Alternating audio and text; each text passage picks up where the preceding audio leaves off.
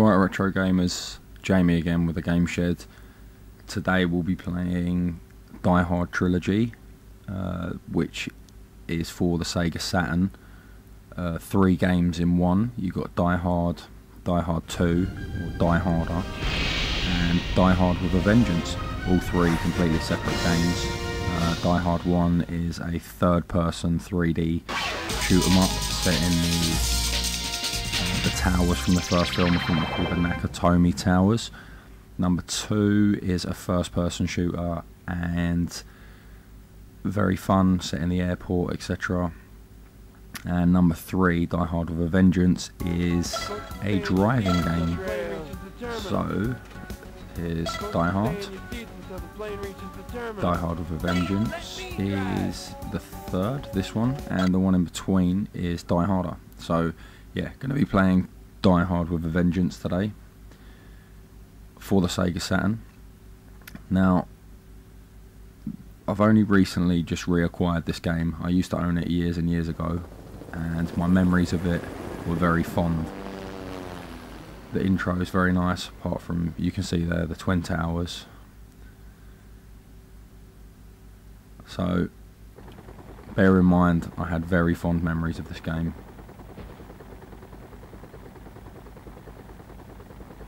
So the plot is simple. You've got to race to bomb sites and defuse the bomb with your taxi. And here we go. Firstly, the graphics, I mean, they're okay. The most noticeable thing about this game, straight off, is the handling, which is one of the worst handling of any game you'll ever see. Boom, there goes number 1 on my list. Yeah, the handling's so bad you get handbrake turns, which are represented by the shoulder buttons. If you want to spin 90 degrees to the left, you tap the left shoulder button on the controller. If you want to turn 90 degrees to the right, you flip the R button. So you get police escorts in this game, you get ambulance escorts, you get turbos, represented by the tyre with the number in it in the bottom right hand corner of the screen there. And you'll notice a big clock in the bottom left. Now when that clock strikes 12 o'clock, boom, game over. So the plan is to get to the bomb before the time expires, because that'll be game over.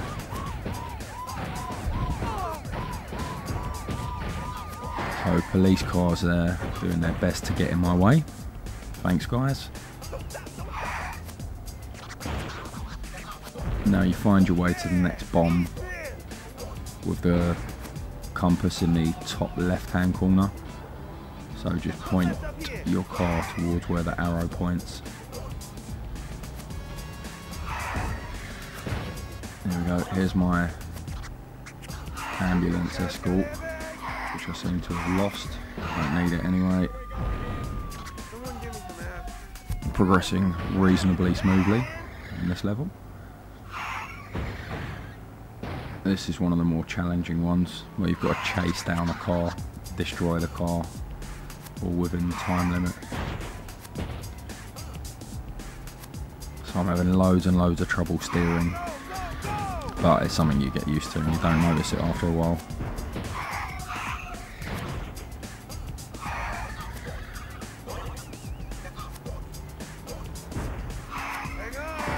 So my target has got its own energy meter down the bottom, which is nearly expired. Just need a couple more hits of him and he's a goner. Oh.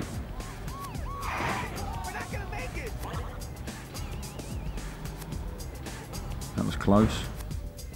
Here we go. Bosh. On to my next target. So yeah, it's very repetitive, but it is good fun.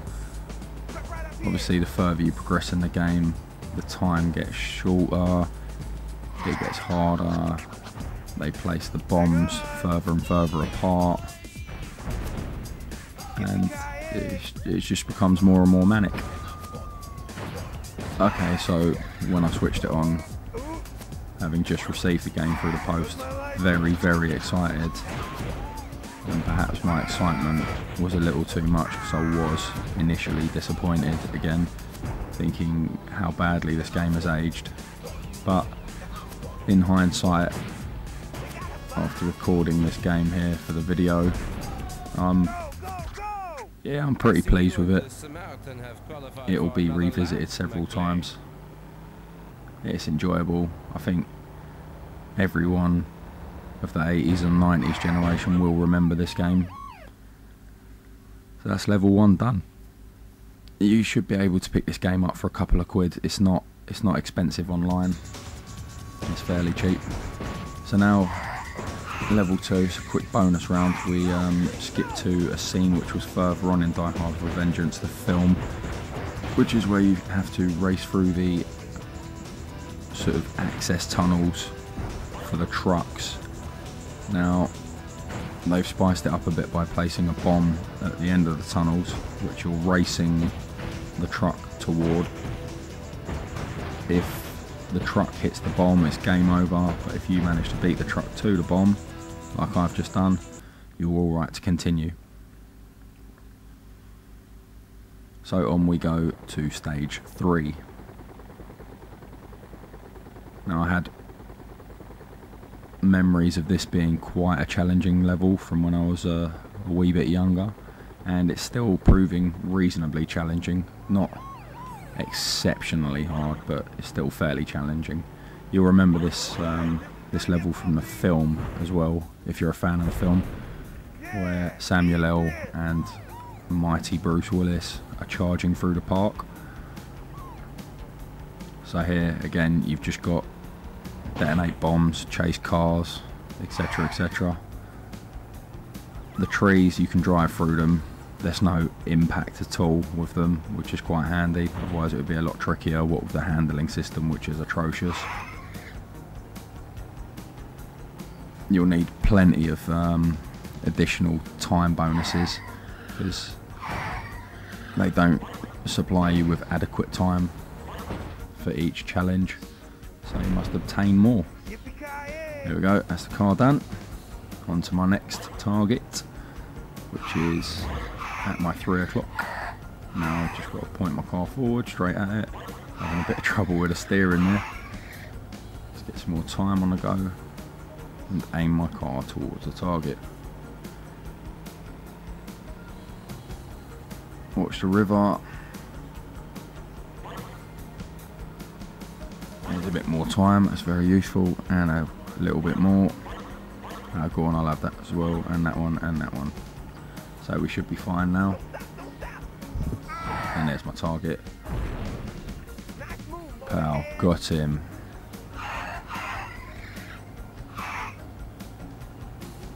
On to the next one.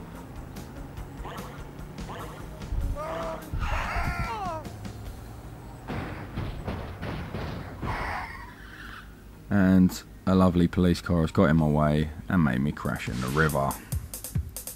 Thanks, dude. Well, that just about sums up Die Hard with a Vengeance on the Die Hard Trilogy game for the Sega Saturn. As you can see, graphics aren't the best, handling isn't the best, but still a thoroughly enjoyable game. Get hold of it, it's literally a couple of quid, and yeah, you'll enjoy it. Remember, there are 2 other games on this, Die Hard, which is the 3rd person, and Die Hard 2, the 1st person shooter.